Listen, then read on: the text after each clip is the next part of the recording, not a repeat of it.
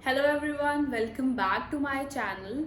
आज के video lecture में हम एसिड्स की टाइप्स, इंडिकेटर्स और एसिड्स की प्रॉपर्टीज डिस्कस करेंगे। ओके, और if you are new to channel please subscribe the channel. Okay, now let's come to topic. देखो, हमें पता है कि जो एटम है वो कंबाइन करता है और डिफरेंट कंपाउंड्स बनाता है।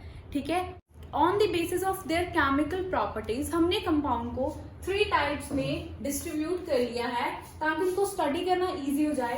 Acid, base and salt. ठीक है, फर्स्ट ऑफ ऑल हम एसिड और बेस को समझेंगे और इनको समझने के लिए हमें पता होना चाहिए इंडिकेटर्स क्या हैं। ठीक है, अब देखो, इंडिकेटर जो होगा वो इंडिकेट करेगा जो हमारे पास प्रेजेंट सॉल्यूशन है वो एसिड है या बेस है। Okay, it is a dye which changes colour when it is put in acid और बेस। ठीक है, ये कलर चेंज करके हमें बताएगा कि एसिड है या बेस है।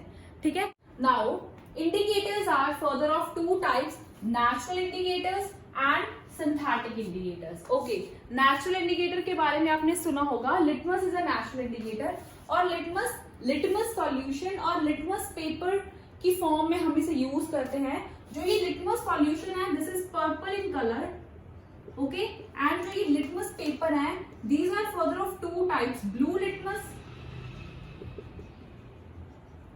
And red litmus. Okay, now ये जो लिटमस है ये लाइकन प्लांट से एक्सट्रैक्ट किया जाता है which belongs to division thallophyta. Okay, lichen plant से जब एक्सट्रैक्ट करते हैं तो वो that is in the solid form. ठीक है, उसको हम फिर न्यूट्रल वाटर में डाल देते हैं, it forms the litmus solution. Okay, फिर लिटमस पेपर बनाने के लिए हम वुड सेलुलोज का पेपर लेते हैं, वुड सेलुलोज से बना हुआ पेपर लेते हैं। ठीक है, और उसको इस लिटमस सॉल्यूशन में डिप कर देते हैं, फिर उसको ड्राई करते हैं और ब्लू और रेड लिटमस पेपर हम अपनी कन्वीनियंस के लिए बनाते हैं। ये आप आगे चल के पढ़ोगे। ओके, सिंथेटिक इंडिकेटर्स में 2 तरह के हैं, one is methyl orange and second is phenolphthalein. Methyl orange का कलर जो नेचुरल कलर है दैट इज ऑरेंज और इसका पिंक होता है। ठीक है, आई एम राइटिंग है orange in colour and phenolphthalein is colourless. Okay,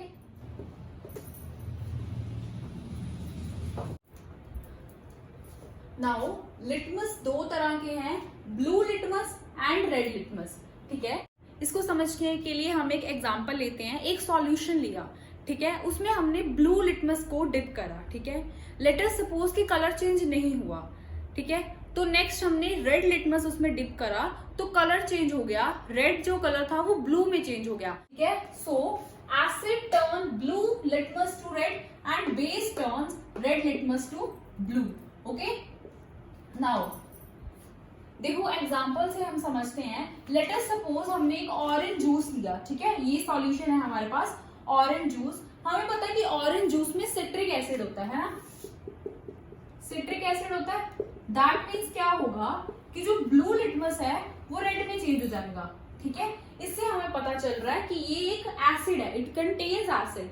okay, sodium hydroxide. अब sodium hydroxide is use for manufacturing of soaps. Okay, soaps जो होते हैं वो बेसिक नेचर के होते हैं। सो जो रेड लिटमस है वो ब्लू में चेंज हो जाएगा। ठीक है, सो जो ये सोडियम हाइड्रोक्साइड का सॉल्यूशन है that is basic. Also the bases which are soluble in water are known as alkalis. Okay, जो बेसिस वाटर में सॉल्युबल हो जाते हैं उनको हम अल्कली बोलते हैं। So next are synthetic indicators. अब सिंथेटिक इंडिकेटर्स जो हैं वो लैब्स में सिंथेसाइज हुए हैं, सिंथेसाइज्ड इन लैब्स। ओके, और ये इंडिकेट करते हैं जो गिवन सॉल्यूशन है दैट इज एन एसिड और ए बेस। ओके, सो सिंथेटिक इंडिकेटर्स हमारे पास 2 तरह के हम पढ़ते हैं बेसिकली, मिथाइल ऑरेंज एंड फिनोल्फिथिलीन। ठीक है, ये दोनों इंडिकेटर्स आप फर्दर क्लासेस में, हायर क्लासेस में आप टाइट्रेशंस में यूज करोगे। टाइट्रेशन एक एक्सपेरिमेंट होता है, उनमें आप एज अ इंडिकेटर इन दोनों को यूज करोगे। ठीक है, okay, now come two methyl orange. अब जो मिथाइल ऑरेंज होता है वो ऑरेंज कलर का होता है। ठीक है, और एसिड्स में वो रेड कलर देता है और बेस में वो येलो कलर देता है। दैट मीन्स अगर आपने कोई सॉल्यूशन लिया, ठीक है, अगर उसने रेड कलर दिया है दैट मीन्स वो सॉल्यूशन जो है वो एसिड होगा, और अगर आपने कोई सॉल्यूशन लिया है वो येलो देता है कलर दैट मीन्स वो बेसिक सॉल्यूशन होगा। अगर आपने उसमें मिथाइल ऑरेंज डाला है, मिथाइल ऑरेंज आप 3 to 4 ड्रॉप्स डालते हो, ये एक लिक्विडी फॉर्म में होता है, ठीक है। नाउ फिनोल्फिथिलीन, अब फिनोल्फिथिलीन जो होता है उसका जो कलर है दैट इज कलरलेस, ओके। और इसकी भी आप 3-4 ड्रॉप्स डालते हो, ठीक है, जब आपने चेक करना होता है सॉल्यूशन को, ठीक है। और लेट अस सपोज आपने एक सॉल्यूशन लिया, उसमें फिनोल्फिथिलीन की 3 से 4 ड्रॉप्स डाली और जो सॉल्यूशन था it remains colourless, that means आपने जो सॉल्यूशन लिया है वो एसिड है, ठीक है। और अगर वो सॉल्यूशन फिनोल्फिथिलीन डालने के बाद पिंक कलर हो जाता है that means that solution is basic, okay. Now हम कुछ और नेचुरल इंडिकेटर्स के बारे में यहाँ पे स्टडी करेंगे, ठीक है, जो आप डेली लाइफ में ऑब्जर्व भी करते हो। फॉर एग्जाम्पल टर्मेरिक, अब देखो टर्मेरिक में क्या, जैसे कोई भी आपके व्हाइट शर्ट पे करी स्टेन लग जाता है, ठीक है, एग्जाम्पल यहाँ पे लिख लो येलो स्टेन, ठीक है। देखो कोई भी व्हाइट शर्ट पे जब एक व्हाइट शर्ट पे करी स्टेन लग जाता है, ठीक है, तो वो व्हाइट शर्ट के ऊपर एक येलो कलर का स्टेन लग जाता है, ठीक है। और जब हम उसे सोप के साथ धोते हैं, ठीक है, उस पे सोप रब करते हैं तो क्या होता है, तो वो जो येलो स्टेन है वो रेड में कन्वर्ट हो जाता है, ठीक है। सो दैट मीन्स वो जो स्टेन येलो से रेड हुआ था वो शो कर रहा है कि जो सोप है that is basic in nature, okay. So next is red cabbage extract. Red cabbage extract का अपना एक रेड कलर होता है, एसिड्स में दे रिमेन रेड और बेसिस में वो ग्रीन हो जाते हैं। अब colourless petals of some flowers, ठीक है। अब पेटल्स आपने बायोलॉजी में पढ़ा होगा, जैसे रोज होता है उसके रेड कलर के पेटल्स होते हैं, वैसे ही जो कुछ फ्लावर्स के पेटल्स होते हैं, ठीक है, वो as a natural indicator use किए जाते हैं, ठीक है। फॉर एग्जाम्पल हम ले लेते हैं कि पेटल ब्लू है, ठीक है, तो पेटल ब्लू होती है तो base turns pink in colour, okay. So इससे भी हम आइडेंटिफाई कर सकते हैं जो गिवन सॉल्यूशन है वो एसिड है या base. Now another type of indicators are olfactory indicators, okay. Olfactory is related to smell,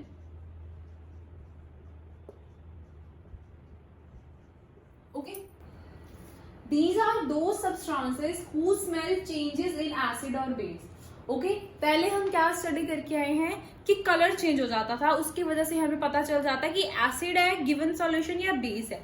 इसमें क्या होता है, जो स्मेल हो जाती है वो चेंज हो जाती है और स्मेल की वजह से हमें पता चल जाता है कि एसिड या बेस है, ओके। एग्जाम्पल अनियन, देखो अनियन एक ऑल्फैक्टरी इंडिकेटर है, ठीक है। हम इसका एक एक्सपेरिमेंट डिस्कस करते हैं। हम क्या करते हैं कि कुछ चॉप्ड अनियंस और जो क्लोथ के स्ट्रिप्स हैं उन्हें एक बैग में बांध देते हैं, टाई कर देते हैं और उसे ओवरनाइट के लिए फ्रिज में रख देते हैं, ठीक है। अब आप सुबह क्या देखोगे, जो वो क्लोथ स्ट्रिप्स थी उसमें एक कैरेक्टरिस्टिक अनियन की स्मेल आ गई, ठीक है। अनियन के पास एक कैरेक्टरिस्टिक स्मेल होती है,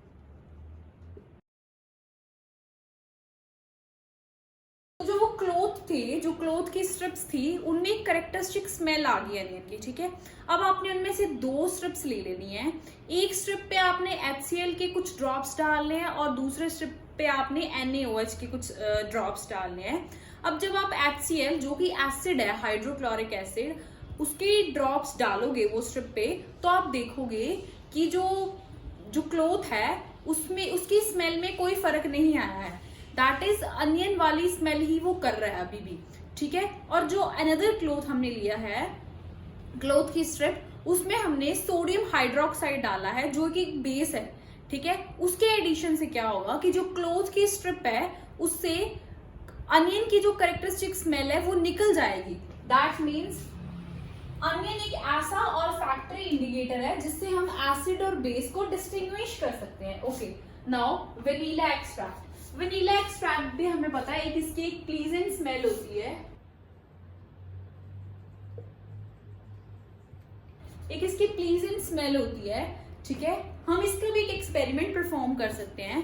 फॉर एग्जाम्पल हमने एक टेस्ट ट्यूब ली, ठीक है, उसमें हमने हाइड्रोक्लोरिक एसिड डाला, ठीक है, हाइड्रोक्लोरिक एसिड एसिड है, ठीक है, और उसमें हमने थोड़े ड्रॉप्स वनीला एक्सट्रैक्ट के डाल दी और उसको शेक कर दिया, ठीक है। हम क्या देखेंगे कि जो फ्रेग्रेंस है, वो जो कैरेक्टरिस्टिक स्मेल है वनीला एक्सट्रैक्ट की, वो टेस्ट ट्यूब में से वैसे ही आ रही होगी। और अगर हम अनदर टेस्ट ट्यूब में एक सोडियम हाइड्रोक्साइड लेंगे जो कि एक बेस है, उसमें ऐड करेंगे वनीला एक्सट्रैक्ट की कुछ ड्रॉप्स को, शेक करेंगे, तो जो एक कैरेक्टरिस्टिक उसकी जो प्लीजेंट स्मेल थी वो चली जाएगी। सो इससे भी हम डिस्टिंग्विश कर सकते हैं कि वो जो गिवन सॉल्यूशन है वो एसिडिक है या बेसिक है।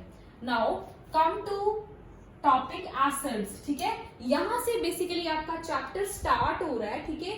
पहले हमें समझा कि इंडिकेटर्स क्या होते हैं, ठीक है। इंडिकेटर से हम एसिड्स को डिस्टिंग्विश कर सकते हैं from the bases. Okay, these are the substances which have sour taste. अब देखो एसिड्स का सॉर टेस्ट होता है, okay. For example orange juice हो गया, ऑरेंज जूस का सॉर टेस्ट है, lemon juice, all are acids, okay, इनका सॉर टेस्ट है। अब जो एसिड्स हैं, these are of two type, organic acids and mineral acids. Okay, organic acids are acids which are present in plant or animals. Okay, और mineral acids are acids prepared from minerals of earth. अब देखो organic acids क्या होते हैं, जो हमें plants या animals से मिलते हैं, whereas mineral acids क्या होते हैं, जो हमें अर्थ के में जो मिनरल्स हैं वहां से मिलते हैं, ठीक है।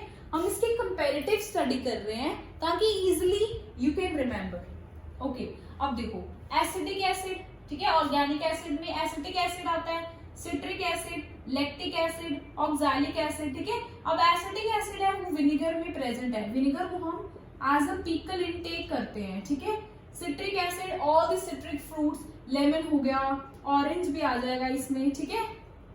लैक्टिक एसिड कर्ड या sour milk, okay. Oxalic acid is in tomatoes, formic acid ant की स्टिंग में होता है या निटल लीफ में होता है। अब निटल लीफ क्या होता है, एक प्लांट है, ठीक है, उसमें क्या होता है, उसका जो लीफ है ना, उसके ऊपर हेयर्स होते हैं, वो जब हम उसको टच करते हैं, by finger we have touch that plant, तो उसका जो हेयर है वो हमारे अंदर चला जाएगा, हमारे स्किन के अंदर, तो वो फॉर्मिक एसिड सिक्रीट करेगा अंदर, ठीक है। और उसकी वजह से क्या होगा कि हमारा जो स्किन है उसमें थोड़ी इन्फ्लेमेशन हो जाएगी, ठीक है। तो वैसे तो इट इज वेरी हेल्पफुल, ये मेडिसिन वगैरह में यूज होता है for muscle relief and all, but in some cases person is allergic to this, okay, फिर you should concern to doctor. Okay, now organic acids ये हो गए, ऑर्गेनिक एसिड्स को हम कंज्यूम कर सकते हैं। अब ये भी लिख सकते हो कि कंज्यूमेबल एसिड्स, एक पॉइंट ये बना लो, कंज्यूमेबल एसिड्स होते हैं, और कंज्यूमेबल एसिड्स में आप ये वाली सारी एग्जांपल्स दे दो, ओके। अब mineral acid, hydrochloric acid, okay, hydrochloric acid is HCl, sulphuric acid H2SO4, nitric acid HNO3, ठीक है, ये सब लैब्स में होते हैं जो हमने मिनरल से प्रिपेयर करे हैं। और कार्बोनिक एसिड इज H2CO3, ठीक है। These three are very strong acids, ठीक है। इसको हम कंज्यूम नहीं कर सकते, हम बोले कि चलो ठीक है इसको वाटर से डाइल्यूट कर देते हैं फिर हम इसे पी लेते हैं, नहीं, these are very dangerous, okay. आपकी स्किन पे गिर जाए तो वो सारी स्किन जल जाएगी, क्लोथ्स पे गिर जाए, है ना, these are very dangerous, okay. Only this is exception, carbonic acid H2CO3, ठीक है, ये फिजी सॉफ्ट ड्रिंक्स में होता है, ठीक है, सोडा वाटर में होता है, ठीक है।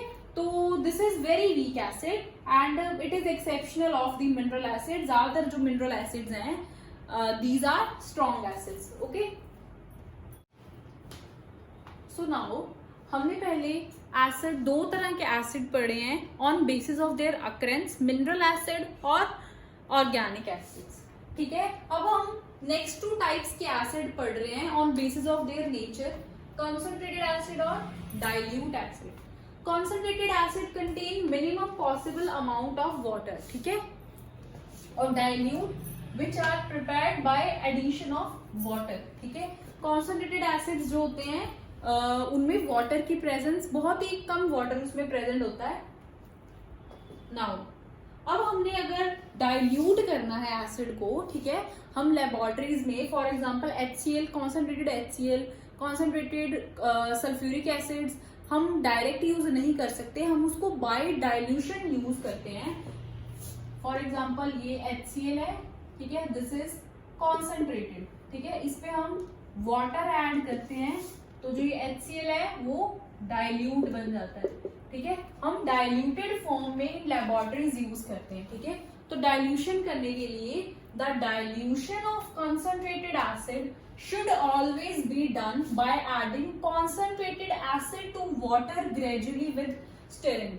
अब वो कह रहे हैं कि हमने बीकर में वाटर लेना है, ठीक है, और स्लोली इसमें ऐड करना है एसिड, ठीक है, और उसको एक स्टर करते रहना है, ठीक है, ये करेक्ट वे है, ठीक है। अगर हम ऐसे करें कि बीकर में हम एसिड ले लें, ठीक है, ये एसिड हो गया, ठीक है, और यहां से हम वाटर डालें, ठीक है, तो वो बहुत एक्सप्लोसिव हो जाएगा, ऐसा मेथड हमने यूज नहीं करना, ठीक है। ओके, सो हम ऐसा क्यों करते हैं कि वाटर में धीरे धीरे एसिड डालते हैं, क्यों करते हैं? When we dilute the acid as mentioned above, then heat is evolved gradually and easily absorbed by large amount of water to which acid is being added। वो कह रहे हैं जब हम एसिड, वाटर है ये, वाटर में एसिड ऐड करते हैं तो हीट इवॉल्व होती है, heat is evolve that is exothermic reaction है, ठीक है, एक्सोथर्मिक रिएक्शन होती है। तो जो हीट इवॉल्व होती है वो धीरे धीरे होती है, ठीक है, और जो लार्ज अमाउंट ऑफ वाटर है उसको एब्जर्व कर लेता है और कोई एक्सपोजर नहीं होता, ठीक है। जब हम क्या करते हैं कि एसिड में, बहुत सारे एसिड में वाटर को ड्रॉप वाइज डालते हैं, ठीक है, जब वाइस वर्सा सिचुएशन लेते हैं तो heat is evolve at once, जो हीट है वो एक बार में इवॉल्व हो जाती है, और जो हीट की वजह से जो वाटर है वो स्टीम में चेंज हो जाता है और ये एक्सपोज हो सकता है on your face, on your cloth, है ना। So it is very dangerous, it is dangerous method, ठीक है। So this method is use कि आपने वाटर लिया और उसमें थोड़ा थोड़ा करके एसिड डाला, उसे स्टर करा, और ऐसे आप डाइल्यूट कर सकते हो एसिड को, ठीक है।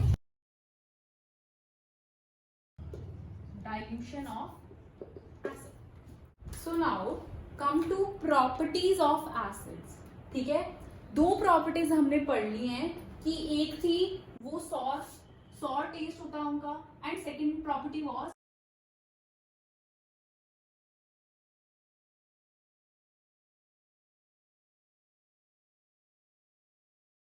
अब थर्ड प्रॉपर्टी है एसिड सोल्यूशन कंडक्ट इलेक्ट्रिसिटी।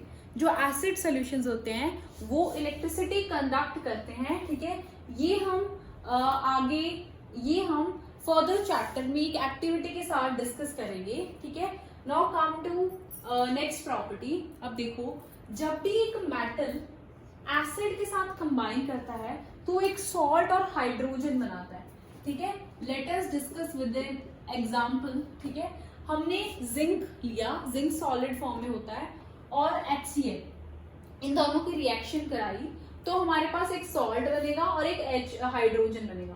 देखो, हाइड्रोजन तो हर केस में ही बनता है, ठीक है, जो सॉल्ट होता है वो डिफरेंट बनता है। देखो, अब सॉल्ट कैसे बनेगा? अब देखो, हाइड्रोजन निकाल दो, ये हमारे पास दो रिएक्टेंट है, इसमें से जो हाइड्रोजन है ये निकल गई, तो जिंक और क्लोराइड रह गए हैं, ठीक है। यहाँ पे लिख लो, एक जिंक रह गए, एक क्लोराइड रह गए, ठीक है। अब इनकी वैलेंसीज अगर आपको पता है तो इसकी 2 होती है, जिंक की, और क्लोराइड की 1, क्रॉस मल्टीप्लाई कर दो तो ZnCl2 आएगा। सो दैट मीन्स यहाँ का जो सॉल्ट है that is ZnCl2। Okay, next is हमने आयरन लिया सॉलिड फॉर्म में, HCl के साथ रिएक्ट कराया, ठीक है। ये मेटल है, ये एसिड है, हाइड्रोजन तो देगा ही, एक सॉल्ट देगा। अब सॉल्ट कौन सा देगा? देखो, हाइड्रोजन आपने निकाल दी तो कौन से एलिमेंट्स बचे? एक Fe बचा और एक Cl बचा, ठीक है। अब देखो, अब Fe की वैलेंसी यहाँ पे 2 और क्लोराइड की 1, अगेन क्रॉस मल्टीप्लाई करोगे तो FeCl2, ठीक है, तो ये सॉल्ट बन गया, ठीक है। So that means FeCl2 plus hydrogen बना, ऐसे आप इजिली इनको लर्न कर सकते हो, इजिली इनको रख सकते हो यहाँ पे। Okay, now this is important, ये पेपर में भी पूछा जाता है। Curd and other sour food stuffs, sour food stuffs है, मतलब उसमें एसिड होगा, है ना। एसिड की ये प्रॉपर्टी है कि वो सॉर होते हैं। तो sour food stuffs such as lemon juice etcetera, vinegar should not be kept in metal vessels. अब वो मेटल वेसल्स में हम नहीं रखते क्योंकि उनकी रिएक्शन हो जाती है मेटल प्लस एसिड, जैसे हमने ऊपर पढ़ा है, to form a poisonous metal compound. तो हम उसे मेटल के वेसल्स में ना रखते हुए ग्लास के वेसल्स में रखते हैं, ठीक है। Property of acid is metal carbonate या हाइड्रोजन कार्बोनेट के साथ, यहाँ पे मेटल कार्बोनेट या हाइड्रोजन कार्बोनेट हो सकता है। जब एसिड रिएक्ट होता है तो सेम सॉल्ट, कार्बन डाइऑक्साइड और हाइड्रोजन बनाता है, ठीक है। एग्जांपल के साथ देखते हैं हम इसे। हमने सोडियम कार्बोनेट लिया, उसे HCl के साथ हमने ट्रीट कराया, तो कार्बन डाइऑक्साइड और हाइड्रोजन तो बनेंगे, ठीक है। अब सॉल्ट कैसे बनेगा, देखो सॉल्ट अगेन यहाँ पे हमने CO2, यहाँ पे हमने जो C एलिमेंट है, C और O दोनों एलिमेंट CO2 में यूज हो गए हैं, इसको नहीं लेना हमने। H जो एलिमेंट है वो भी हाइड्रोजन में यूज हो गया है। तो कौन से दो एलिमेंट्स बचे हैं यहाँ पे, एटम्स बचे हैं यहाँ पे, Na और Cl, ठीक है। Na बचा है और Cl बचा है, इनकी वैलेंसी 1-1 होती है, क्रॉस करके N1C1 दैट इज NaCl। तो ये इसका एक सॉल्ट बन गया। अब देखो सोडियम हाइड्रोजन कार्बोनेट या bicarbonate plus HCl to form CO2 plus H2, ठीक है। देखो C भी हमारा निकल गया, O भी निकल गया है, एलिमिनेट हो चुका है, H भी। कौन से दो बचे हैं, ये H, यहाँ से भी H हो गया, Na और Cl, अगेन NaCl, ठीक है। Balance these reaction by yourself.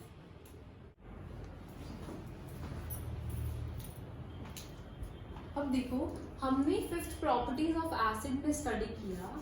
Metal hydrogen carbonate जब एसिड से रिएक्ट करता है तो सॉल्ट हाइड्रोजन प्लस CO2 देता है, ठीक है। अब CO2 ब्रिस्क एफर्वेसेंस के साथ निकलती है, ठीक है। इसे चेक करने के लिए हम क्या करते हैं, उसमें लाइम वाटर ऐड करते हैं, कैल्शियम हाइड्रोक्साइड, ठीक है, इसमें ऐड करा हमने, तो वो CO2 के साथ रिएक्ट करके कैल्शियम कार्बोनेट लाइमस्टोन बनाता है, जिसकी एक व्हाइट पीपीटी हमें टेस्ट ट्यूब में दिखती है नीचे बैठी हुई, ठीक है, और वाटर, ठीक है। ये व्हाइट पीपीटी की वजह से जो सॉल्यूशन है वो मिल्की हो जाता है, ठीक है, ब्लड सॉल्यूशन दिखता है हमें, ठीक है। और अब हम इसी वाली टेस्ट ट्यूब में जब हम एक्सेसिव CO2 ऐड कर देते हैं तो CaHCO3 यानी कि कैल्शियम हाइड्रोजन कार्बोनेट बनता है, ठीक है, और वो एक क्लियर सॉल्यूशन बनाता है, ठीक है। दैट मीन्स जो ये व्हाइट पीपीटी थी वो अब डिसॉल्व हो चुकी है। Also this is very important note कि जो कार्बन डाइऑक्साइड है वो एज अ एक्सटिंग्विशर बिहेव करती है, ठीक है। जहां कहीं भी आग लगी हुई हो वहां पे अगर हम कार्बन डाइऑक्साइड रिलीज कर दें तो वहां पे जो कंबशन है वो स्टॉप हो जाती है, ठीक है।